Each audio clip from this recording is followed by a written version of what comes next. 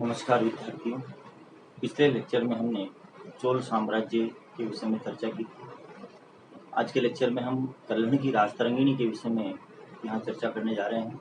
देखिए, कल्हण की जो राजतरंगिणी है वो भारतीय इतिहास के अंतर्गत एक प्रथम प्रमाणिक ऐतिहासिक कृति मानी जाती है। अर्थात देखा जाए तो कल्हण की जो राजतरंगिणी है वो प्रथम ऐतिहासिक पुस्तक मानी जाती है भारतीय इतिहास के अंतर्गत। और कल्हण की जो राजतरंगिणी है इसके ऊपर आपसे टिप्पणी पूछी जा सकती है। तो यहाँ पर हमें जो मेन इसकी कुछ प्रमुख बातें हैं टिप्पणी के अंतर्गत वही लिखनी होती है। तो देखिए, जो कल्हण की राजतरंगिणी है तो राजतरंगिणी का तात्पर्य होता है राजाओं की नदी, अर्थात राजाओं का इतिहास या समय प्रवाह। राजतरंगिणी कल्हण के द्वारा जो लिखी गई थी ये इसके अंतर्गत कश्मीर का इतिहास दिया हुआ है। और यह लोहार वंश का जो अंतिम शासक था जयसिंह, उसके समय में लिखी गई थी। इसका जो रचना काल माना जाता है वो लगभग 1150 ईस्वी के आसपास माना जाता है। लगभग 1147 से और 1149 ईस्वी के बीच इसका रचना काल माना जाता है।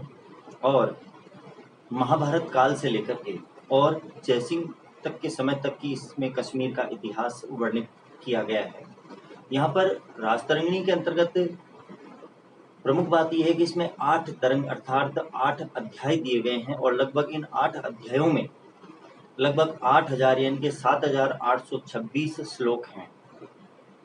यह संस्कृत भाषा में लिखी गई है।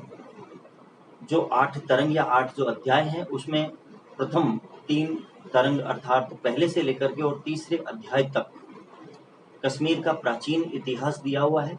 और इसके पश्चात तीसरे से छठे तक जो तरंग है या अध्याय है उसके अंतर्गत कारकोट और उत्पल राजवंश के विषय में इसमें लिखा गया है। और 7वें और 8वें तरंग या अध्याय के अंतर्गत लोहार वंश का इतिहास हमको इसमें देखने को मिलता है। तो इस प्रकार से राजतरंगिणी जो है एक कश्मीर के इतिहास पर पुस्तक लिखी गई है और प्राचीन काल अर्थात महाभारत काल से लेकर के और लोहार वंश के अंतिम शासक जयसिंह तक के समय तक का इसमें संपूर्ण कश्मीर का इतिहास देखने को मिलता है। इसके साथ साथ इसकी खास बात यह है कि राजतरंगिणी को लिखते हुए कल्हण ने पूर्णतः निष्पक्षता बरती है। तात्पर्य यह है कि राजाओं के गुण और दोष दोनों का इसने खुल करके और इसमें उल्लेख किया है। इस प्रकार से यह एक प्रमाणिक पुस्तक, ऐतिहासिक पुस्तक मानी जाती है। तो यहाँ पर राजतरंगिणी के विषय में आप टिप्पणी में लिख सकते हैं। आगे नेक्स्ट हम बात कर रहे हैं विजयनगर साम्राज्य की। देखिए, विजयनगर साम्राज्य दक्षिण भारत का एक हिंदू साम्राज्य की स्थापना 14वीं शताब्दी के पूर्वार्ध के अंतर्गत हुई थी। अब जब हम 14वीं शताब्दी की बात करते हैं तो हमें ये देखना होगा कि इस समय उत्तर भारत के अंतर्गत क्या स्थिति थी, राजनीतिक स्थिति क्या थी। तो देखिए, इस समय सल्तनत काल चल रहा था। 1206 से लेकर के और 1526 के बीच में सल्तनत काल था। और सल्तनत काल के अंतर्गत 5 राजवंश मैंने आपको बताए थे कि 5 राजवंशों का शासनकाल रहा है सल्तनत काल के अंतर्गत। इसके अंतर्गत इस समय 14वीं शताब्दी के पूर्वार्ध की जब हम बात कर रहे हैं तो इस समय तुगलक वंश का शासनकाल यहाँ पर चल रहा था। और जब विजयनगर साम्राज्य की स्थापना की गई 1336 ईस्वी में, तो उस समय उत्तर भारत के अंतर्गत तुगलक राजवंश का मोहम्मद बिन तुगलक शासन कर रहा था। और विजयनगर साम्राज्य जो दक्षिण के अंतर्गत कृष्णा और तुंगभद्रा नदियों के आसपास जिसकी स्थापना हुई, यहाँ पर यह जो विजयनगर साम्राज्य है यह इसकी राजधानी विजयनगर के नाम पर इसका साम्राज्य का नाम पड़ा विजयनगर। और विजयनगर का तात्पर्य है जीत का शहर। तो यहाँ पर 1336 ईस्वी में 2 हिंदू भाइयों ने, हरिहर और बुक्का नामक 2 हिंदू भाइयों ने इस साम्राज्य की स्थापना की। विजयनगर साम्राज्य की स्थापना के पीछे मुख्य उद्देश्य यह था कि यह एक हिंदू साम्राज्य था और दक्षिण भारत में प्रसारित होती हुई मुस्लिम संस्कृति को रोकने के लिए, मुस्लिम प्रसार को रोकने के लिए इस साम्राज्य की स्थापना हरिहर और बुक्का नामक 2 हिंदू भाइयों के द्वारा की गई थी।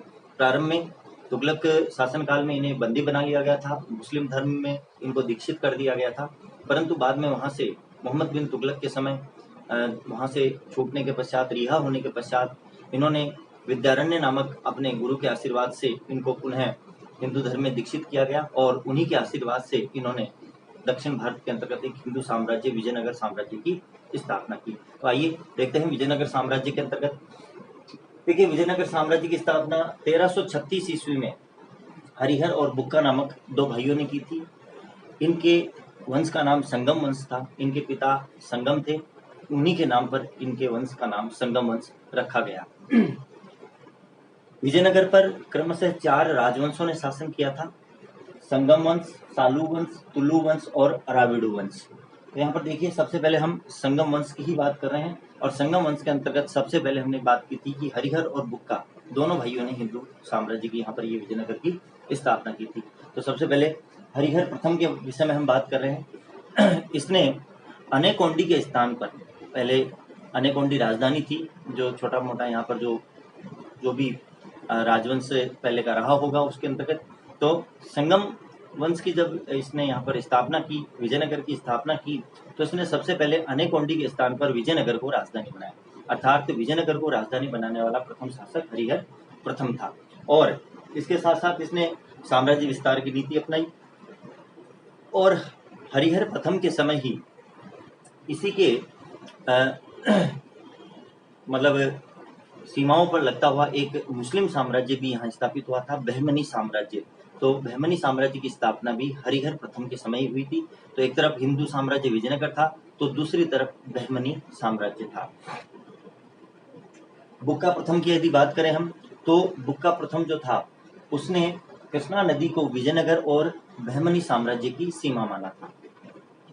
अर्थात कृष्णा नदी के एक तरफ बहमनी साम्राज्य था और दूसरी तरफ विजयनगर साम्राज्य था। कृष्णा नदी को सीमा माना जिसने, वो बुक्का प्रथम था। तो बुक्का प्रथम के समय दोनों की बहमनी और विजयनगर साम्राज्य की सीमाएं निश्चित हुई थी। इसके पश्चात हम बात करते हैं कि बुक्का प्रथम के विषय में सबसे इंपॉर्टेंट बात यह है कि बुक्का प्रथम ने वेद मार्ग प्रतिष्ठापक की उपाधि धारण की थी। ये बहुत ही इंपॉर्टेंट है, आपसे पूछा जा सकता है 1 नंबर के क्वेश्चन में। वेद मार्ग प्रतिष्ठापक की उपाधि किसने धारण की थी? तो बुक्का प्रथम ने धारण की थी। वेद मार्ग प्रतिष्ठापक का तात्पर्य है कि वेदों के मार्ग पर पुनः चलने वाला और वेदों के मार्ग को पुनः निरूपित करने वाला। अर्थात बुक्का प्रथम ने हिंदू धर्म को पुनः जीवित किया यहाँ पर एक तरह से, और वेद मार्ग प्रतिष्ठापक की उपाधि धारण की थी। नेक्स्ट हम बात कर रहे हैं देवराय प्रथम की।